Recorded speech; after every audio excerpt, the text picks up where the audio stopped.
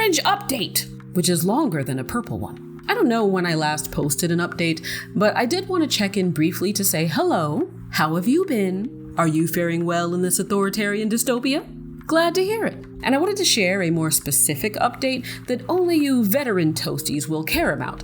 That's your cue to click off if you only care about the gaming stuff. You've been warned. The rest of you may recall that I was in a spot of bother with my home, as in I almost lost it due to shenanigans, and I think the last thing I said was that I wasn't going to talk about it again until I had more definitive news one way or another. Because given the nonsense surrounding the situation, it was completely out of my hands, and every time I had good news, it was derailed by someone else's bullshit. So it didn't make sense to discuss it anymore. Whatever was gonna happen was gonna happen. Well, after years of battling a broken system that's becoming even more so, I bring you good tidings. The fight is over, and I won. And I thought I'd be ecstatic, but I'm not. I feel awful, thanks to the elephant in the room, namely the party represented by one. And I don't mean awful in that I spend the day curled up in bed, dry sobbing into the void.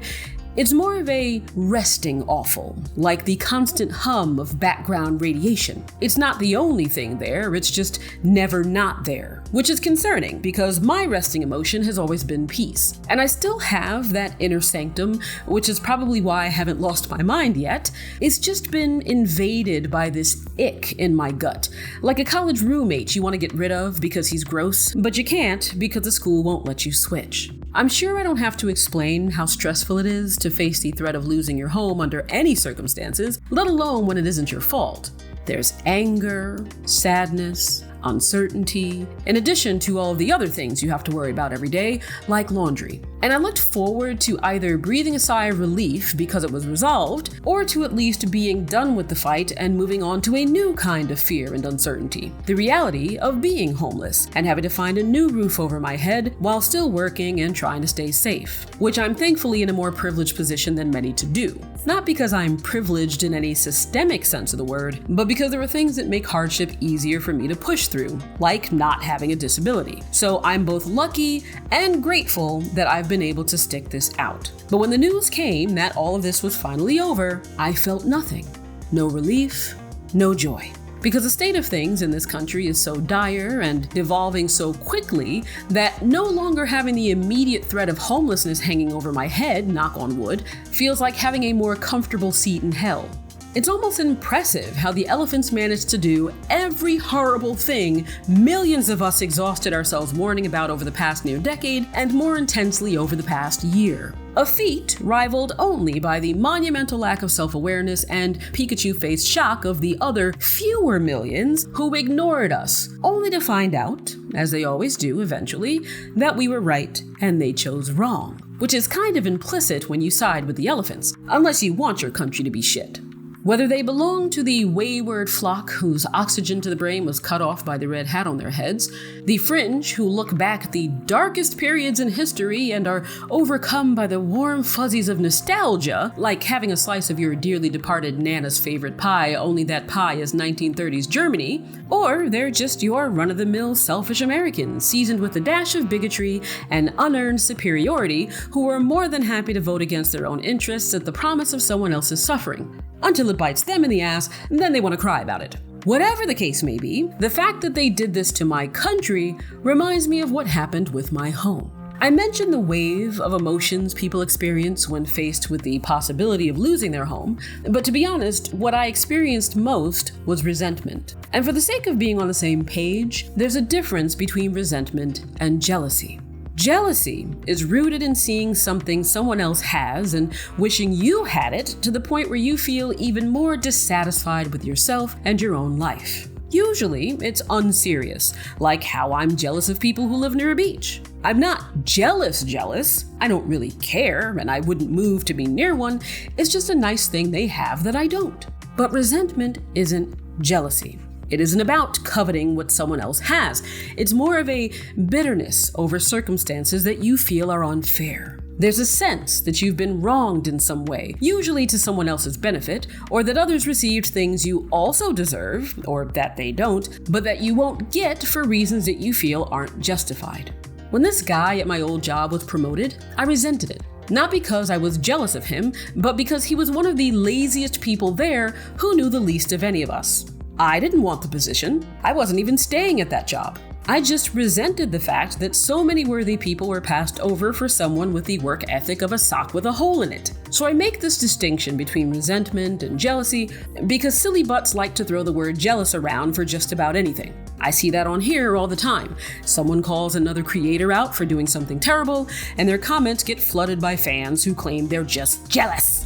Even well-meaning parents sometimes tell their kids that those children picking on them at school are just jealous of them, when in fact those children hate their kid, and at least one of them is going to have a mugshot after graduation. But I also make the distinction because resentment, ironically, doesn't get the attention it deserves. And it's partly why I low-key feel like shit right now when I should be happy.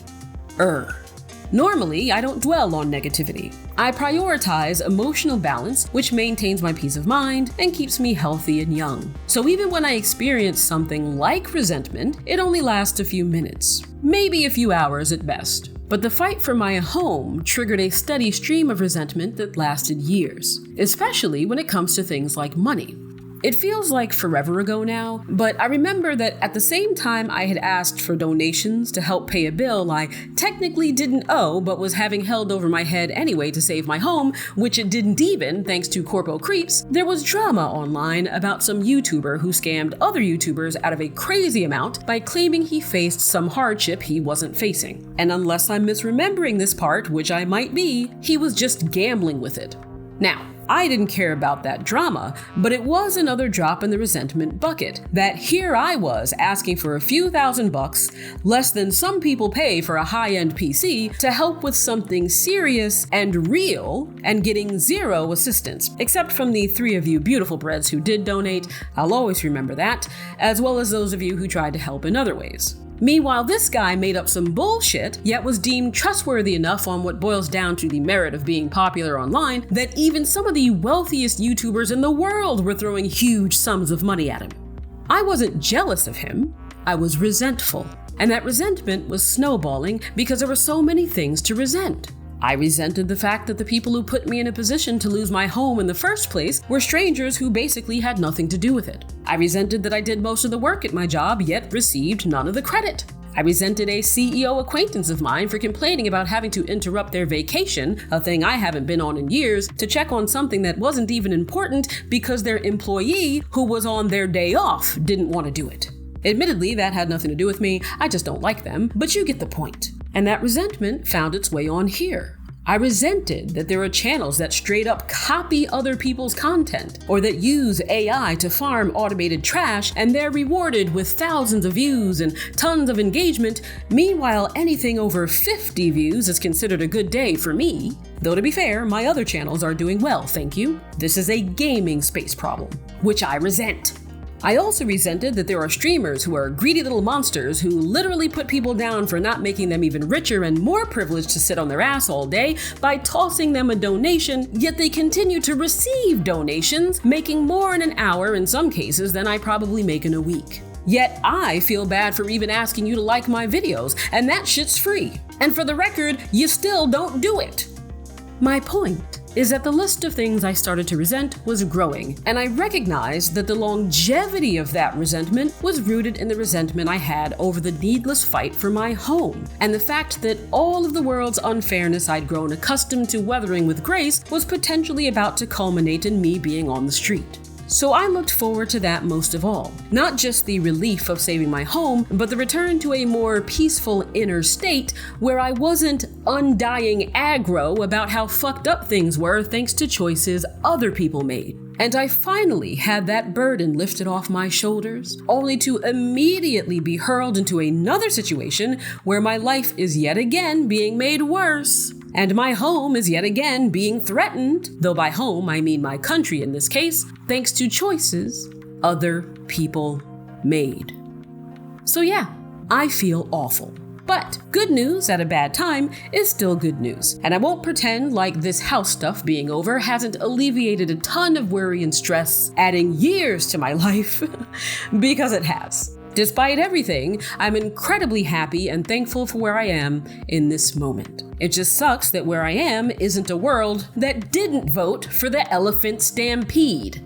With that, I appreciate all of the well wishes I've gotten from some of you about this over the years, and I wish you well too, wherever you are, whatever you're dealing with. Stay safe, stay hydrated, and hang in there, because we're all in this together. Even if you're one of the dum-dums who did this to us, may you live long enough to make up for that mistake. And I genuinely mean that. I want a better world for all of us, not some. Now let's get back to the games.